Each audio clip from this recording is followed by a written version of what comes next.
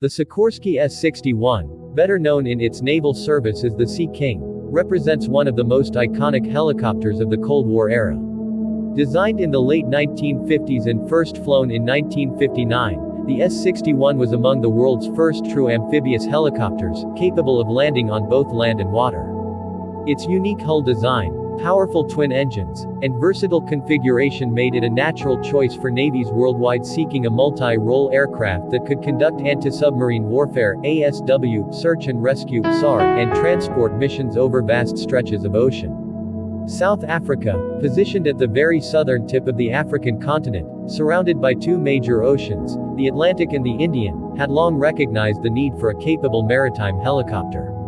The country's maritime geography placed special demands on its naval forces. With long coastlines, strong ocean currents, and shipping routes that were vital to international trade, the South African Navy required an aircraft that could extend the reach of its ships and provide a reliable maritime patrol and rescue capability. The arrival of the Sea King in South African service during the 1960s represented a turning point in naval aviation for the country.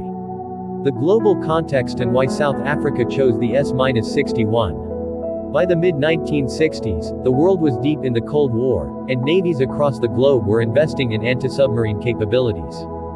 Submarines armed with nuclear missiles were becoming a strategic weapon, and even regional powers felt the need to develop defensive measures. The United States had pioneered the use of helicopters in the ASW role, equipping them with dipping sonars, radar, magnetic anomaly detectors, and torpedoes. The Sikorsky S-61 quickly proved itself to be one of the most effective platforms in this emerging domain. South Africa, while not directly involved in Cold War confrontations, had its own strategic interests. The Cape Sea route was one of the busiest maritime passages in the world, especially important for oil shipments from the Middle East to Europe. During the height of sanctions and international isolation, the South African Navy also needed to ensure self-reliance in defending its waters and protecting its shipping lanes. The choice of the S-61, or more precisely its Westland-built variant, often referred to as the Westland Sea King, was influenced by the close defense ties South Africa maintained with Britain during the earlier part of the apartheid era. The Westland license-built Sea Kings incorporated several modifications compared to the American originals, including British avionics and Rolls-Royce Gnome engines, which offered improved performance. For the South African Navy, these helicopters promised a flexible, robust, and proven solution for maritime operations. Arrival and early service. When the Sea Kings first arrived in South Africa, they were assigned to the South African Naval Air Service, which operated alongside the South African Air Force. Their primary base of operations was near Cape Town, the hub of naval activity and a crucial maritime choke point where the Atlantic and Indian Oceans meet. The helicopters were painted in distinctive naval gray liveries, often with high visibility markings to support their role in search and rescue operations. The Sea Kings quickly became indispensable. Their search and rescue missions were perhaps the most visible and publicly recognized role. South African waters are notoriously treacherous, with strong winds, powerful swells, and sudden storms.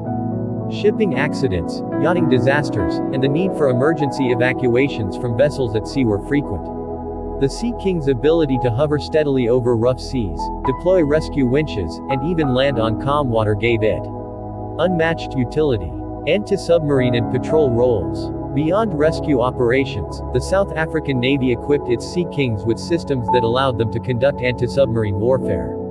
They carried dipping sonar equipment, enabling them to lower hydrophones into the water to listen for submarine activity. In exercises, they demonstrated the ability to detect and track submarines, coordinating with surface vessels to simulate engagements. Although South Africa's direct submarine threat was limited compared to the Atlantic or Pacific theaters, the country had to consider potential Soviet naval activity in the Indian Ocean, as well as the regional expansion of neighboring navies. Moreover, the Sea King provided a critical deterrent capability, showing that the South African Navy could project force and protect its sea lanes if required. Expanding roles and civil support. As the years went by, the Sea King helicopters in South Africa found themselves involved in missions that extended far beyond their strictly military role. They were called upon to assist in disaster relief, medical evacuations, and supporting scientific missions in the Southern Ocean and even Antarctica. South Africa had research and supply missions to Marion Island and Antarctica, and helicopters like the Sea King provided vital logistical support in these remote and harsh environments. The adaptability of the Sea King meant that it could carry troops, transport cargo, or be reconfigured for specialized missions within a short period. This versatility was invaluable for a country with limited defense resources and wide-ranging operational demands. Early challenges. However, operating the Sea King in South Africa was not without its difficulties. The helicopters required a high degree of maintenance, and the logistical challenges of keeping them in service were compounded by international sanctions against South Africa during the apartheid years. Obtaining spare parts, upgrades, and technical support became increasingly difficult as the global community tightened restrictions on military sales to the country. Nevertheless, the South African Navy worked creatively to keep its Sea Kings operational, relying on local engineering solutions and adapting available resources. This ingenuity became a hallmark of the Navy's aviation wing during the years of international isolation. By the 1970s and 1980s, the Sikorsky S-61 Sea King had firmly established itself as the backbone of South Africa's naval aviation capabilities. This period can be considered the operational peak of the helicopter in the country, as it carried out some of its most significant missions, both military and humanitarian. Maritime patrol and anti-submarine warfare. Although South Africa did not face the same level of submarine threats as NATO countries, the Sea King was regularly deployed in maritime patrol exercises designed to prepare the Navy for any eventuality. Equipped with dipping sonar, radar, and the ability to carry torpedoes or depth charges, the helicopters participated in simulated anti-submarine operations along the Cape Sea route. The role was not purely theoretical. The Indian Ocean was a strategic theater during the Cold War, with Soviet vessels regularly transiting the area. South African surveillance had to be capable of identifying, tracking, and, if necessary, responding to submarine activity near its territorial waters. The Sea King provided a vital extension of the Navy's eyes and ears, allowing frigates and patrol ships to operate more effectively. Search and rescue excellence. The Sea King's most visible and enduring contribution was in search and rescue (SAR). South African waters are notorious for storms, shipwrecks, and maritime disasters. The Sea King, with its ability to hover stably in high winds, deploy winches, and extract survivors from rough seas, became a lifeline. Notable incidents included the rescue of stranded sailors from sinking vessels off the Cape of Good Hope, where conditions were so dangerous that no surface vessel could reach them in time. In such scenarios, the Sea King demonstrated its unmatched capability. South Africans came to recognize the silhouette of the helicopter as a symbol of safety and salvation in times of crisis. Humanitarian and civil missions. Beyond military and SAR duties, Sea Kings played a significant role in humanitarian operations. They supported flood relief efforts in coastal provinces, transported medical teams to isolated communities, and evacuated casualties from accidents in remote areas. During bushfires and environmental emergencies, they were often adapted to carry specialized equipment. One particularly significant role was their involvement in South Africa's Antarctic and sub-Antarctic missions. The South African National Antarctic Program relied on helicopters like the Sea King to ferry supplies, scientists, and equipment between ships and research stations in hostile conditions. The Sea King's large cabin, powerful engines, and amphibious capabilities made it uniquely suited for these operations. Naval integration. By the height of their service, Sea Kings were routinely deployed aboard South African Navy vessels. Their ability to operate from frigates and supply ships extended the operational radius of the fleet far beyond the coastline. For smaller navies like South Africa's, such force multipliers were essential in creating the impression of greater reach and capability. Public image and symbolism. The Sea King became a symbol of modern naval aviation in South Africa. Newspapers often carried photographs of dramatic rescues, and television broadcasts showed their imposing presence during naval parades. For many South Africans, the Sea King embodied both the technological sophistication and humanitarian role of the armed forces during a politically turbulent era. Despite their many achievements, the Sea Kings in South African service were not immune to the difficulties of maintaining advanced aircraft in a politically isolated country.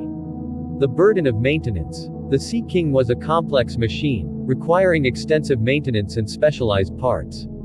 During the apartheid era, South Africa faced an arms embargo imposed by the United Nations Resolution 418 in 1977. This embargo severely restricted the ability of the South African Navy to import spare parts, new aircraft, or technical expertise from abroad. As a result, the fleet of Sea Kings faced growing challenges. Cannibalization, taking parts from one helicopter to keep another operational, became common practice. Local engineers and defense contractors attempted to reverse engineer or produce substitutes for critical components, but this was not always possible for advanced avionics or specialized rotor assemblies. Operational impact. By the late 1980s, the operational readiness of the Sea King fleet had declined significantly. While some helicopters were kept flying through extraordinary effort, others were grounded for long periods. The lack of upgrades also meant that South Africa's Sea Kings were gradually falling behind their international counterparts, which were receiving modernized avionics, new sonar systems, and improved engines. Political and strategic shifts. The decline of the Sea King in South Africa also reflected larger political changes. As apartheid began to weaken under internal and external pressures, the strategic posture of the country shifted. The South African Navy's focus moved away from projecting force and countering submarine threats to more limited defensive and humanitarian missions. Moreover, the cost of maintaining large, aging helicopters was increasingly difficult to justify in a defense budget that was being reshaped for a post-apartheid future. Replacement efforts. By the early 1990s, it was clear that the Sea Kings could no longer remain in service indefinitely. Plans were developed to replace them with more modern, versatile helicopters. The eventual successor was the Augusta Westland Super Lynx 300, a smaller but highly advanced helicopter tailored for naval operations. These helicopters, lighter and easier to maintain, became the new standard for shipborne aviation in the South African Navy. The retirement of the Sea King marked the end of an era. For decades, these helicopters had been the face of naval aviation in the country, and their absence was felt both within the Navy and among the public who had grown accustomed to their role in high-profile rescues. Although the Sikorsky S-61 Sea King is no longer in service in South Africa, its legacy remains powerful. Technological legacy. The Sea King introduced South African naval aviation to modern concepts of maritime warfare and rescue operations. Its advanced systems, though eventually outdated, represented a leap forward in capability when they first arrived. The experience gained by South African pilots, engineers, and mission crews laid the foundation for future generations of naval aviation. Humanitarian legacy. Perhaps the most lasting impact was humanitarian. Thousands of lives were saved because of the Sea King's ability to operate in conditions where no other aircraft could. From stranded sailors in stormy seas to injured workers on remote vessels, the helicopter's service is remembered as a beacon of hope. Cultural memory. In South African maritime history, the Sea King occupies a place alongside the most iconic ships and aircraft. It is remembered in museums, in photographs, and in the memories of those who saw it hovering above the waves. Former Navy personnel often speak with pride about their time operating the aircraft, despite the difficulties imposed by sanctions and shortages. Comparison to modern successors. While the Super Lynx 300 and other helicopters now perform the roles once held by the Sea King, none have matched its imposing size, versatility, and iconic status. The Sea King was not just a tool of war or rescue, it was a symbol of South Africa's connection to the sea and its determination to master the challenges of its maritime environment. Global legacy and influence. The South African experience with the Sea King also connects to the helicopter's broader global legacy. The S-61 served with more than 20 navies and air forces worldwide, including those of the United States, the United Kingdom, India, Canada, Japan, and Australia. Its South African chapter reflects the same themes seen elsewhere: versatility, resilience, and the challenges of keeping a complex machine operational in difficult circumstances. Final reflections. Looking back, the Sikorsky S-61 Sea King in South Africa tells a story not only of military hardware but of people, ingenuity, and perseverance. It highlights how a machine designed in one context, the Cold War struggle between superpowers, found a unique role in a very different setting, at the tip of Africa. For South Africa, the Sea King will always be remembered as more than just a helicopter.